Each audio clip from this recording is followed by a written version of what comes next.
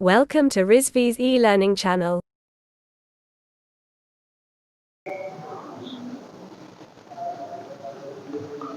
Good morning students, आप सबका फिर से स्वागत है doctor Rizvi college of engineering and management के यूट्यूब चैनल पे। अब तक मैं आपको एक न्यूमेरिकल बता चुका था जो कि हॉरिजॉन्टल पे एवरेज परमिबिलिटी निकालने का था।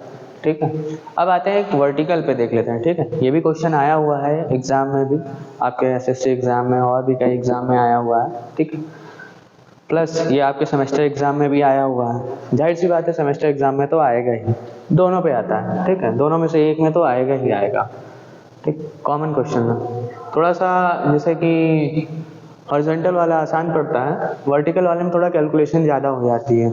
ठीक है, तो पहले क्वेश्चन देखते हैं। अब क्वेश्चन न्यूमेरिकल में सीधा वैल्यूज में लिखा हुआ। ठीक है, आपको जो उसमें क्वेश्चन लिखा रहेगा वर्डिंग में लिखा रहेगा, पर आप समझ सकते हैं वैल्यू जो दी हुई होगी वो यही दी हुई होगी। ठीक है, जनरली बोला गया होगा there are 3 sizes of soils. ठीक है, H1 H2 H3 दिया गया होगा, फर्स्ट लेयर करके, सेकंड लेयर करके, थर्ड लेयर करके, ऐसे दिया गया होगा। तो हमने यहाँ से निकाल लिया। फिर their permeabilities are for first layer, second layer, third layer are given there. ठीक, अब आपको बोला जाएगा फाइंड द वर्टिकल परमेबिलिटी और find out the permeability parallel to the soils. ठीक, तो आपको केवी ही निकालना पड़ेगा, समझना पड़ेगा। तो केवी का हमारा फॉर्मूला होता है H1 plus H2 plus H3 upon में H1 अपॉन में K1 प्लस H2 अपॉन में K2 प्लस H3 अपॉन में K3। याद करिएगा पिछले लेक्चर में जो हमने H अभी लिया हुआ है वो Z है। ठीक है, आप इसको Z भी लिख सकते हैं, equal to Z1 equal to Z2 equal to Z3।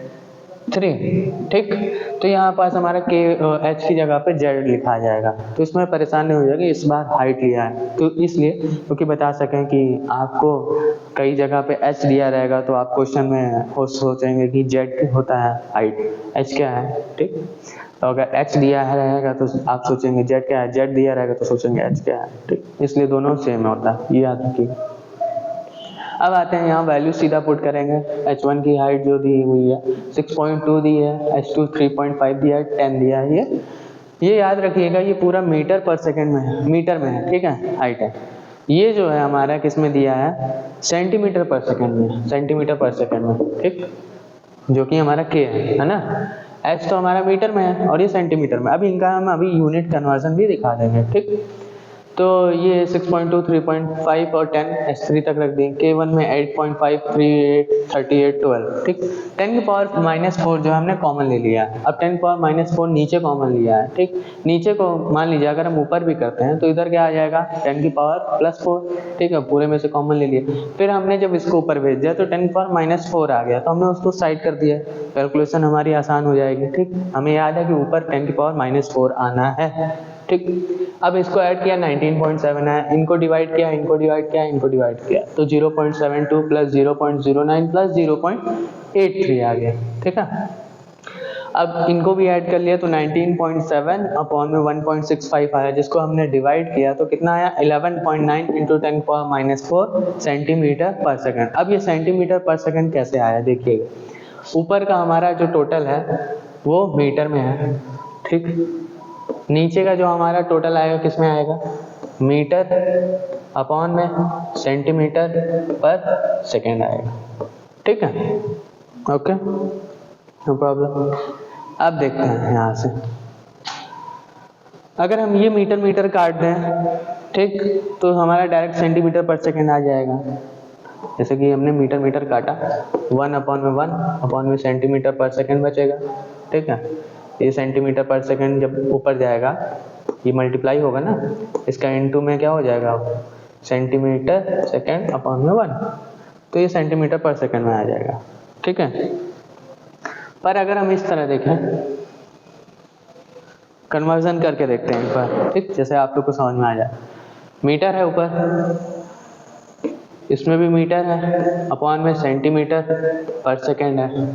ठीक है, अब इसको जो अगर हमने 100 से मल्टीप्लाई करेंगे, किसको, इसको, ठीक है, 100 से जब मल्टीप्लाई करेंगे तो हमारा क्या आ जाएगा, सेंटीमीटर आ जाएगा, सेंटीमीटर से सेंटीमीटर कट जाएगा।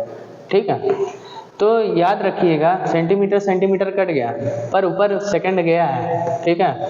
अब इसको जब हम डिवाइड करेंगे 100 से तब हमारा ये किस में आएगा, मीटर में आएगा। मतलब अगर हम इसको 100 से जब डिवाइड करेंगे तो यहाँ क्या आ जाएगा 11.9 × 10⁻⁷ मीटर पर सेकंड, ठीक है।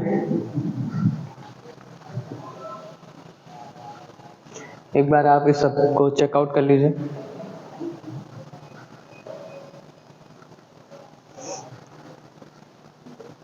ठीक, तो आंसर में हो सकता है दिया हो ये हो या ये मीटर में दिया हो या सेंटीमीटर में, तो इसको ध्यान रखिएगा कि हमारी वैल्यूज चेंज कर रही हैं तो ये गलत तो नहीं है, पर ये ध्यान रखिएगा यूनिट का, ठीक है। चलिए आज के लिए इतना ही, मिलते हैं नेक्स्ट लेक्चर में। Thank you so much.